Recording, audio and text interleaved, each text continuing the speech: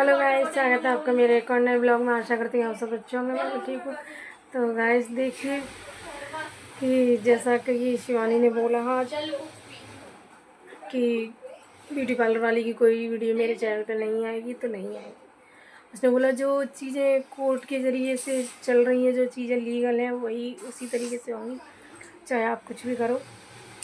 तो वो सब नहीं होगा क्योंकि चैनल पे ही इसका डालने का मतलब है कि कानून का उल्लंघन करना। तो जब आपने केस कर ही दिया तो केस के थ्रू ही सब कुछ होगा। तो या तो आपको केस करने से पहले ये सब सोचना चाहिए था, केस नहीं करना चाहिए था, और केस करने से पहले ही आपको माफ़ी मांग लेनी चाहिए थी। लेकिन जब आपने माफ़ी नहीं मांगी, जब तुमको अकल आई, बुद्धि आई, तब आपने माफ़ी मांगी। तो अब तो कुछ नहीं हो सकता ना। अब तो जो कुछ भी होगा, जब केस कोर्ट में पहुंच गया है तो अब तो वो भैया तभी सॉल्व होगा।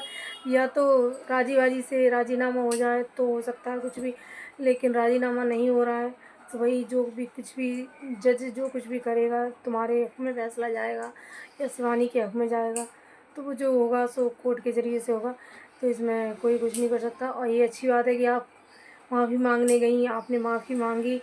लेकिन शिवानी की बातों से हमें नहीं लग रहा कि शिवानी ने आपको माफ़ किया है, क्योंकि अगर माफ़ कर दिया होता तो केस शायद रफा दफ़ा हो जाता, शिवानी केस वापस ले लेती और या कुछ भी कहती कि हाँ ठीक है आपने माफ़ी मांग ली तो हम अपना केस वापस ले लेंगे। उसने ऐसा कुछ नहीं कहा है, तो इसका मतलब यही है कि उसने माफ़ नहीं किया है।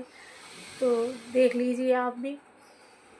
वैसे इस बात की हमें खुशी है कि आप गई शिवानी घर पे और आपको अपनी गलती का एहसास है, पछतावा भी है आपको अपनी गलती का। तो देखो, पछतावा सबसे बड़ी चीज़ होती है कि कहते हैं ना कि गलती करके पछताओ नहीं तो वो बहुत बड़ी गलती होती है। और अगर आप पछताए हो तो वो माफ़ी के हकदार हो आप माफ़ नहीं कर रही शिवानी, वो अलग बात है, पर भगवान की नज़र में आप सही हो कि आपने माफ़ी मांग ली, आपने गलती की और आपने माफ़ी भी मांग ली। तो सही है भाई, माफ़ी भी मांग ली आपने। और जैसा कि अब बिग बॉस चल ही रहा है, अभी तो कुछ खास नहीं है बिग बॉस में, लेकिन पता नहीं आगे क्या होगा।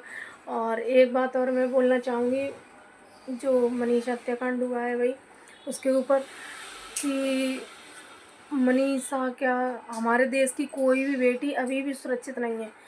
बेटियां इतनी पढ़ रही हैं, लिख रही हैं, सब कुछ है, लेकिन फिर भी हमारे देश की बेटियां सुरक्षित नहीं हैं, क्योंकि इस देश के जो हैवान हैं इतने हवसी लोग हैं कि वो लड़कियों को लड़कियां ही नहीं समझते, अपनी माँ बहन को अपनी माँ बहन समझते हैं, लेकिन दूसरे की बेटियों को, दूसरे की बहनों को तो वो पता नहीं क्या समझते हैं, अपनी जायज़ समझते हैं, क्या समझते हैं। तो ये सब बंद होना चाहिए वैसे तो, लेकिन भगवान उनकी आत्मा को शांति दे।